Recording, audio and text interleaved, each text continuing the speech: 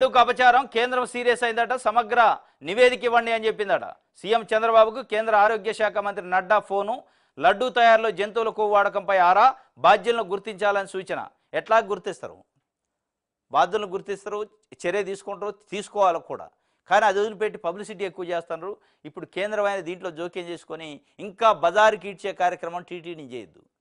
దానివల్ల లాభం లేదు నష్టం ఎక్కువ ఉంటుంది అంటే తిరుమల తిరుపతి దేవస్థానం యొక్క నమ్మకాలపైన విశ్వాసాలపైన నీలి మేఘాలు కమ్ముకునేలాగా చేస్తున్నారు నిజంగానే దాని పవిత్రతను కాపాడాలంటే గుట్టుగా ఉంచాలి జరిగి ఉంటే గుట్టుగా ఉంచి గుట్టుగానే చర్యలు తీసుకోవాలి తప్ప దాన్ని బజారును పెట్టి 10 మందికి